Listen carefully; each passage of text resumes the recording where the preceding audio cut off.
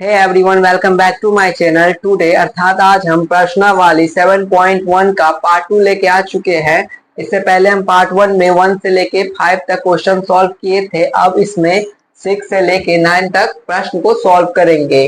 तो आइए 6 नंबर प्रश्न को हम देखते हैं। 6 नंबर प्रश्न में बोल रहा है, सोनू, सलमा और आर्या मिलकर 2 सैंडविच खरीदते हैं, एक सब्जी वाला, दूसरा जैम वाला। तो अब देखिए, सोनू, सलमा और आर्या मिलकर 2 सैंडविच खरीदते हैं। कौन कौन? एक सब्जी वाला और दूसरा जैम वाला। अब प्रश्न हमसे पूछ रहा है ए नंबर में, यहाँ पे ए नंबर में, तीनों उन्हें किस प्रकार बांटे कि प्रत्येक को बराबर मिले। अब इसमें ये बोल रहा है कि तीनों यानी कि जो 2 सैंडविच खरीदे हैं वो तीनों किस प्रकार बांटे ताकि सबको एक बराबर मिले। तो पहले 2 सैंडविच खरीदा वो हम बना लेंगे। यहाँ पे देखिए, एक कौन है, एक सब्जी वाला हो जाएगा पहला, और दूसरा जैम वाला। कितने को मिलके खरीदा है? 3 को। तो बीच में बिंदु देंगे और 3 भाग में बांट देंगे। 1 2 3, 1 2 3। हाँ, सब्जी वाला और जैम वाला। आप देखिए, एक जाएगा किसको? मान लीजिए ये गया सोनू को, ये दोनों भाग गया सोनू को। सलमा को गया ये दोनों, ये और आर्या को गया ये। तो अब हम क्या कह सकते हैं? 2 सैंडविच है, सोनू को देखिए, सोनू को दोनों सैंडविच में से एक एक हिस्सा मिल रहा है। तो पहले भिन्ने में लिखने के लिए हम क्या कहते हैं कि जितना भी बॉक्स बना हुआ है यानी कि जो आकार का बना है उसको हम गिनेंगे। पहले कितना? 1 2 3 4 5 6, 6 है, बट्टा में 6 लिखेंगे। अब सोनू को कितना मिला है? सोनू को एक ये मिला है, एक ये मिला है, 2 2 बट्टा 6। ठीक ऐसे ही सोनू को भी इतना मिला है। सलमा को कितना मिलेगा? सलमा को 1 2 बट्टा में कितना आएगा? 6।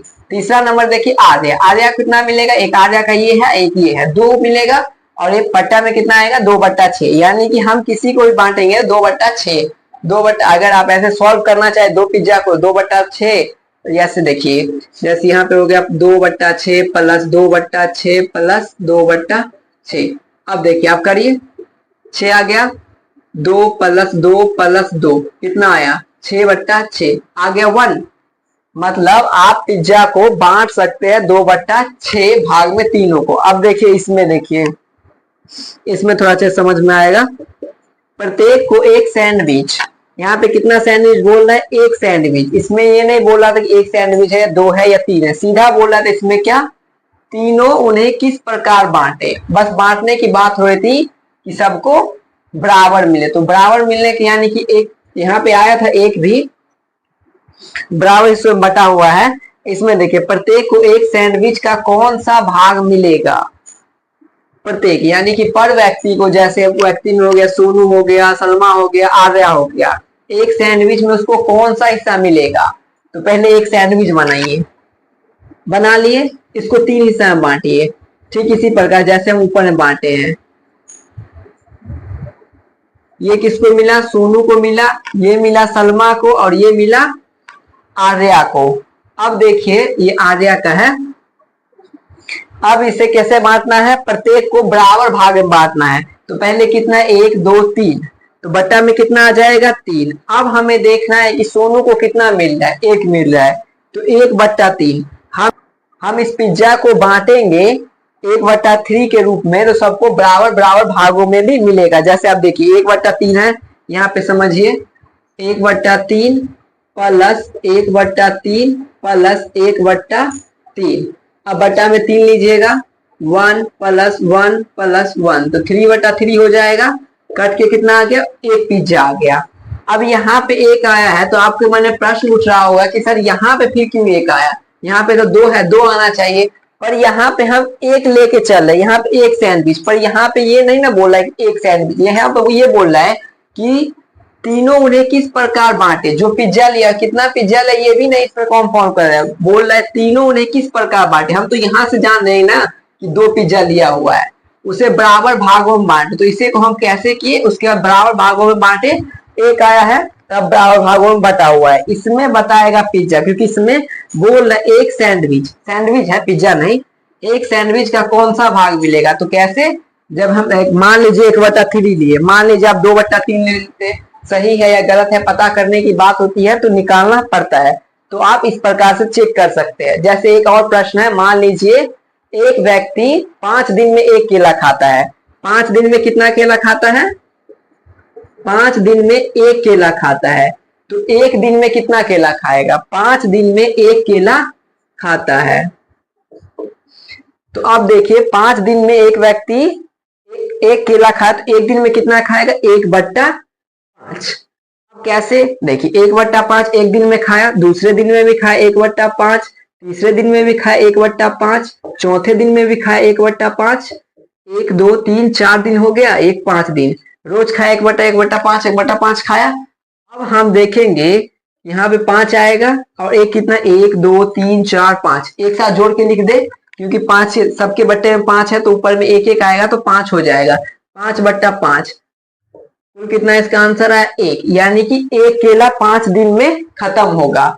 तो ये भी प्रश्न इसी को दर्शाता है। 7वां नंबर प्रश्न में बोल रहा है विवेक। विवेक नाम का एक व्यक्ति है। विवेक को 12 प्रश्न हल करने थे। उसने अब तक 8 प्रश्न हल कर लिए। उसने प्रश्नों का कितना भाग हल कर लिया है? इसमें दोनों दे दिया है। देखिए कुल प्रश्न कितना है, इसे भिन्ने के रूप में लिखना है। कुल प्रश्न हमारे पास 12 है, तो 12 कहाँ लिखेंगे? बट्टा के नीचे। उसने कितने प्रश्न हल कर लिए हैं? कितने प्रश्न हल कर लिए? प्रश्न उसने 8 हल कर लिए हैं, तो कितना हो जाएगा? 8/12। अब मन में डाउट होगा कि ये सही है या गलत है। और देखिए सही और गलत का चेक करने का एक तरीका भी है। अब देखिए 12 प्रश्न यहाँ पे आइए, आपका आंसर यहीं पे हो चुका है, इसे बता रहे सही है गलत है। देखिए 12 प्रश्न था, उसमें से 8 प्रश्न आपने सॉल्व कर लिए कर लिए। बचा कितना प्रश्न है? 8 ही। 12 में से 8 को घटाइए, 4 प्रश्न बचा हुआ, तो 4/12 लीजिए। मान लीजिए विवेक ने 8 प्रश्न, 12 प्रश्न था, 8 प्रश्न विवेक सॉल्व किए और 4 प्रश्न विकी सॉल्व किए। अब देखिए पूरा को जोड़िए, 12 आएगा नीचे में, 12 है ऊपर 8 आएगा, इसके भी नीचे 12 है प्लस 4 आएगा, 12/12 आ गया। यानी कि 12 प्रश्न में से 12 प्रश्न हल कर लिए हैं। 12 प्रश्न दिए गए थे, 12 प्रश्न हल कर दिए। काटिएगा 1 आएगा, 1 आया तो आंसर सही है। अगर नहीं तो जानते ही है। 8वां नंबर प्रश्न में कह रहा है 5 से 15 तक की प्राकृतिक संख्याएं लिखिए। 5 से लेके 15 तक प्राकृतिक संख्या लिखनी है और इनमें कुल कितनी अभाज्य संख्याएं हैं, और उसमें से हमें खोजना है कि अभाज्य संख्या कौन कौन सी है और कितनी है।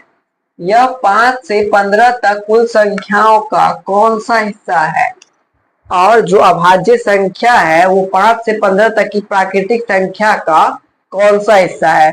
तो पहले हम क्या करेंगे, 5 से 15 तक की प्राकृतिक क्या हो जाएगा? 5 से 15 तक की प्राकृतिक संख्याएं यहाँ पे लिखेंगे 5 6 7 8 9 10 11 12 13 14 15। और हम टोटल गिन लेंगे, यानी कि प्राकृतिक संख्या, कुल प्राकृतिक संख्या यहाँ पे लिखेंगे। कुल प्राकृतिक संख्या हो जाएगा 11 हो गया। अब हमें बोल रहा है इनमें कुल कितनी अभाज्य संख्या है। अब हमें अभाज्य संख्या चुनना है। अभाज्य संख्या, अब इसमें हमें देखना है कितनी अभाज्य संख्या, कौन कौन सा है। एक 5 है। पहले अभाज्य संख्या जान लीजिए। अभाज्य संख्या केवल 2 गुणनखंड होता है, और प्राकृतिक संख्या क्या होता है? गिनती की संख्या को प्राकृतिक संख्या कहते हैं। जैसे मैं 1 2 3 4 ऐसे ले सकते हैं, पर इसमें क्या बोला था? 5 से 15 तक। तो हम 5 से 15 तक की प्राकृतिक संख्या ले। अभाज्य संख्या में जिसका केवल 2 गुणनखंड हो, तो 5 1 से कटेगा और 5 5 से कट जाएगा। एक ये हो जाएगा, एक ये हो जाएगा, और एक 11 हो जाएगा, एक 13 हो जाएगा। 1 2 3 4। तो पहले लिख देंगे 5 7 11 13।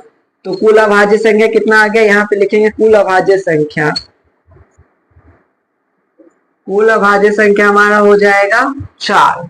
अब आखिरी ये पूछ रहा था यह 5 से 15 तक कुल संख्याओं का कौन सा हिस्सा है, यानी कि जो प्राकृतिक संख्या है हमारा 5 से लेके 15 तक, उसका अभाज्य संख्या कौन सा हिस्सा है। तो कौन सा हिस्सा हो जाएगा, पहले हम पूरी संख्या कितनी है कुल, ये देखिए कुल प्राकृतिक संख्या 11 है, और ये अभाज्य संख्या कितनी है, अभाज्य संख्या 11 में से 4 तो अभाज्य संख्या, तो 11/4 लिख देंगे। आंसर पता करने का आसान सा तरीका बता दिए है। मान लीजिए आप ये जो जितनी संख्या थी मान लीजिए अभाज्य संख्या थी, अब इसके बाद जो जो संख्या है वो है कितना, देखिए 4/11, 4 गो संख्या ले ले, 11 में से 4 घटाइए 7, 7 गो संख्या बचा हुआ है, तो यहाँ पे 7/11 लेंगे। अब हम क्या करेंगे, नीचे 11 लेंगे, 4 + 7 कितना आ जाएगा 11/11, 11 एक आ रहा है तो आंसर सही है। नहीं तो आप ऐसे भी हम बताए हुए हैं, अगर आप नहीं काटना चाहते तो मत काटिए।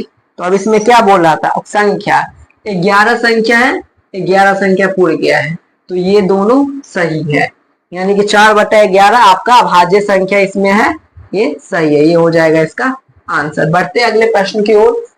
9वां नंबर प्रश्न है हमारा, नीचे बनी आकृतियों में गोल, चौकोर और त्रिकोण कुल आकृति के कौन कौन से भाग को दर्शाइए। भाग किसमें दर्शाना है, भिन्ने के में दर्शाना है। अब देखिए हमें चौकोर दिया है, त्रिकोण दिया है और गोल दिया है, इसमें से हमें यानी गोल को अलग लिखना है, चौकोर को अलग लिखना है और त्रिकोण को अलग लिखना है। कैसे लिखना है, किस रूप में लिखना है, भिन्ने के रूप में लिखना है, उसी को बोला है कि भाग, कौन कौन से भाग को दर्शाता है। तो अब आइए यहाँ पे हम हल लिखेंगे। पहले कौन सा लिखेंगे, गोल। पहले गोल कितना है, मतलब कितना भाग है, पहले टोटल होगी 1 2 3 4 5 6, 6 नीचे में है 12 है, 2 2 4 2 6 6 6 12 है टोटल। अब देखिए कि गोल कितना है इसमें, 1 2 3 4 5 तो गोल है, तो इसका आंसर कितना हो जाएगा 5/12 भाग हो गया इसका। अब आएगा इसके बाद चौकोर, है ना, चौकोर है ना, चौकोर। अब देखिए इसमें आएगा कितना आएगा, टोटल कितना है 12 है, सब में 12 12, इसमें 5 आ गया। अब इसमें चौकोर में 1 2 3 नीचे से 4 है, इसमें 4 आ जाएगा। अब ऐसे भी ज्ञात कर सकते हैं, 12 है, 5 4 9, 9 3 12, यानी कि त्रिभुज 3 ठो है, 1 2 3। तो यहाँ पे त्रिकोण लिखा हुआ है ना, कितना है इसमें 3 ठो है, 3/12 हो जाएगा इसका आंसर। तो यहाँ पे प्रश्नावली 7.1 खत्म होता है। मिलते हैं अगले क्लास में 7.2 के साथ।